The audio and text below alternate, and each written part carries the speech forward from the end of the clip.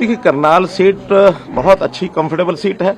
लगातार मैं आज यहाँ का 3 चुनाव तो स्वयं में लड़ा हूँ, 2 विधानसभा के, 1 लोकसभा का, और आज हमारे साथी जगमोहन आनंद यहाँ से चुनाव लड़ रहे हैं। और मैं जहाँ तक करनाल की स्थिति है, करनाल क्या बल्कि पूरी लोकसभा की हम 9 की 9 विधानसभा की सीटें जीतेंगे। देखिए, जगमोहन आनंद हमारे बहुत अच्छे कार्यकर्ता हैं और जरूर उनको उचित योग्य स्थान जीत के लिए कांग्रेस की आश्वस्ता का कांग्रेस के घर में जितनी निराशा है, जितना उनके यहाँ अफरा तफरी मची हुई है, उसका आपको पता है कि नहीं पता, मुझे पूरा पता है। पूरी अफरा तफरी मची है, निराशा। सर, आप कोशिश कर रहे थे हुड्डा जी के बीच में जो तनाव है, लेकिन वो कह रहे कि फिलहाल ऐसा कुछ भी नहीं। मैं कहता हूँ वो तो आपने भी सुन लिया, मैंने भी सुन लिया। जो उनका तनाव है वो जगजाहिर है, जो बाहर आता है। और इसका मैसेज केवल 2 नेताओं का नहीं है, जनता में भी उसका मैसेज है। जनता में भी बहुत बड़ी निराशा कांग्रेस को लेकर के बनी हुई है।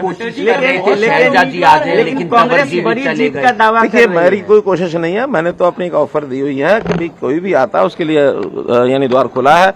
और भाई, जहां तक अशोक तंवर का विषय है, अब ये आयाराम गयाराम की जो लोकोक्ति है वो उन्होंने हालांकि बहुत समय से रुकी हुई थी, उन्होंने इसको फिर उजागर किया है।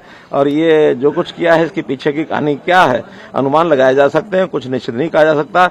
दोपहर को 12:30 बजे भारतीय जनता पार्टी की सभा में संबोधित कर रहे हैं और 1:30 बजे 1:45 बजे जाके मंच पर चढ़ जाते हैं। कांग्रेस की जरूर कुछ न कुछ खिचड़ी पकी है, जब पता लगेगा आपको बताऊंगा। कांग्रेस की जो एक मूल स्वभाव, इस प्रकार के लोगों को संरक्षण देना, और ये इसमें से साफ जाहिर होता है कि इतनी बड़ी जो कोकीन की ये खेप पकड़ी गई है, इसका मतलब हरियाणा के नौजवानों को नशे की ओर धकेलने का काम उनकी पूरी प्लानिंग है। और इस प्रकार की प्लानिंग को हमारी प्रदेश की जनता समझती है। जैसे नौकरियां बेचने की बात खुले रूप से उन्होंने कह दी है।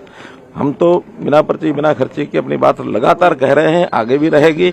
और गांव के लोगों के सिर चढ़ के ये जादू बोल रहा है, लेकिन वो बाज नहीं आए हैं। जैसे पहले करते थे वैसी नौकरियों को बेचने का काम आज भी वो करने के लिए तैयार हैं कि हम आएंगे तो नौकरी बेचेंगे। लेकिन अगली बात यह है कि ना नौमण तेल होगा, ना राधा नाचेगी, उनको आने का कोई विषय नहीं है। इस बार मैं समझता हूँ जो पहली बार 14 का जो हमारा रिजल्ट था, उससे भी ज्यादा बढ़ करके आएगी। और मैं समझता हूँ 50 से ज्यादा सीटें